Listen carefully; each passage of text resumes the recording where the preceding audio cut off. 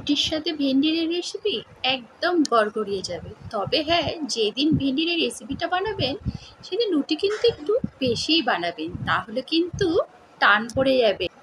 Hello friends, আশা করি তোমরা সবাই ভালো আছো, আমিও বেশ ভালো আছি। আজ আমি ভেন্ডির কিন্তু একটা নতুন রেসিপি নিয়ে তোমাদের সামনে হাজির হলাম। এটি খেতে কিন্তু দারুণ লাগে। তাহলে চলো কিভাবে করছি আজকে এই রেসিপিটা সেটাই তোমাদের সাথে শেয়ার করি। প্রথমে কিন্তু আমি ভেন্ডিগুলো ভালো করে ধুয়ে নিয়েছি, ধুয়ে এইভাবে ছোট্ট ছোট্ট করে কেটে নিয়েছি। প্রথমে কিন্তু ভেন্ডিটা আগে ধুয়ে নিতে হবে, তারপর কাটতে হবে। এবার একটা কড়াইতে তেল দিয়ে দিয়েছি, দিয়ে দুটো ডিম কিন্তু এর মধ্যে ফাটিয়ে দিয়ে দেবো। এবার এর মধ্যে সামান্য পরিমাণে লবণ দিয়ে দেবো, দিয়ে দুটো ডিমের কিন্তু আমি ভুজিয়া বানিয়ে নেব।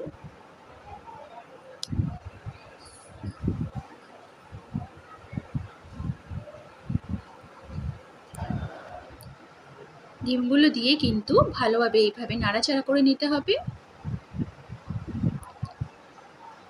করে একটু লাল লাল করে ডিমের ভুজিয়া করে নিতে হবে। ডিমটা লাল লাল করে ভাজা হয়ে গেছে, এবার কিন্তু আমি ডিমটা তুলে নেব। ডিমটা একটা পাত্রে আমি তুলে নিলাম। এবার এই ডিম ভাজার কড়াইতে আরেকটু তেল দিয়ে দিলাম, দিয়ে এবার কেটে রাখা ঢেঁড়সগুলোর মধ্যে দিয়ে সামান্য পরিমাণে হলুদ, সামান্য পরিমাণে নুন দিয়ে ঢেঁড়সগুলো একটু হালকা ভেজে নেব।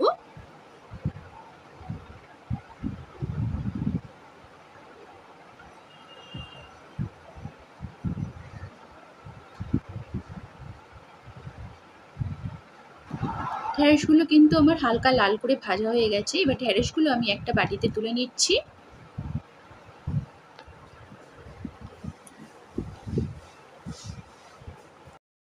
পরিমাণ মতো তেল দিয়ে দেবো। তেল দেওয়া হয়ে গেছে, এবার এর মধ্যে অল্প সামান্য পরিমাণে জিরে আর একটা শুকনো লঙ্কা ফোড়নে দিয়ে দেবো। ফোড়নে দিয়ে ফোড়নটা একটু ভাজা ভাজা হয়ে আসলে এর মধ্যে কেটে রাখা লঙ্কাগুলো দিয়ে দেবো, আর একটু রসুন কুচি দিয়ে দেবো।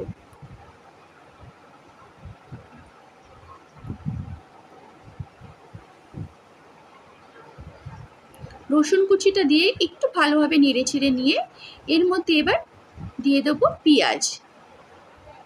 এখানে কিন্তু পেঁয়াজটা একটুখানি বেশিই লাগবে।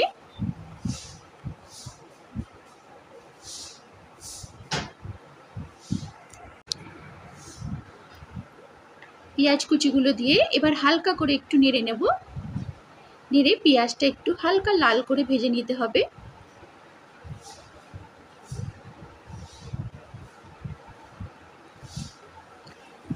পেঁয়াজটা হালকা লাল করে ভাজা হয়ে গেলে এর মধ্যে একে একে তারপর সব মশলাগুলো দিতে হবে।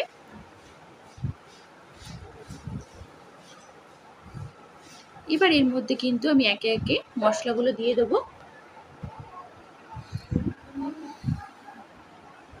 এবার এর মধ্যে পরিমাণ মতো নুন দিয়ে নিলাম, পরিমাণ মতো হলুদ দিয়ে নেব, অল্প সামান্য জিরের গুঁড়ো দিয়ে নিলাম, হলুদ গুঁড়ো দিয়ে নিলাম,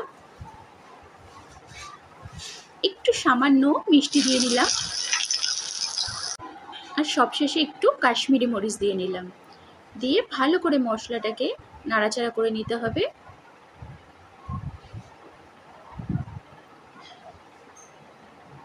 মশলাটাকে একটু কষিয়ে নিতে হবে।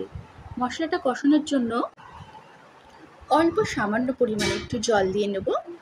জল দিয়ে ভালোভাবে মশলাটাকে একটু কষিয়ে নেব। মশলাটা কষিয়ে আসলে এবার এর মধ্যে ভেজে রাখা ভেন্ডিগুলো দিয়ে দেবো, দিয়ে ভালোভাবে একটু নাড়াচাড়া করে নেব পেঁয়াজের সাথে। এবার এর মধ্যে একটা কেটে রাখা টমেটো দিয়ে দেবো।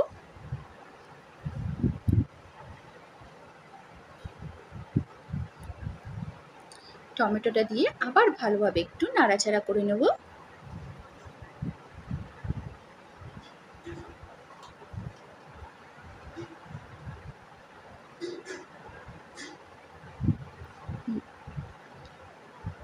এবার ভেন্ডিটা যখন এরকমভাবে শুকনো শুকনো হয়ে আসবে তখন এর মধ্যে আগে থেকে ভেজে রাখা ডিমের ভুজিয়াটা দিয়ে দিতে হবে।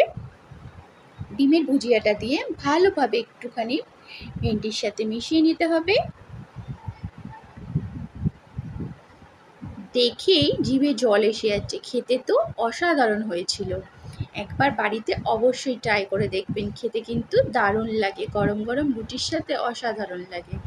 এবার ভালোভাবে দেখো ভেন্ডিটা কিন্তু আমার হয়েই গেছে, কড়াইতে লেগে যাচ্ছে। এবার আমি একটা ভেন্ডি দেখবো সেদ্ধ হয়েছে কিনা। ভেন্ডিটা কিন্তু আমার সেদ্ধ হয়ে এসছে। এবার নামানোর আগ দিয়ে এর উপর দিয়ে অল্প সামান্য পরিমাণে মিট মশলা দিয়ে নেব, বা গরম মশলাও দিতে পারেন, কোনো অসুবিধা নেই। আমি ওপর দিয়ে অল্প একটু মিট মশলা দিয়ে নিলাম। মিট মশলা দিয়ে ভালোভাবে একটু নাড়াচাড়া করে নেব।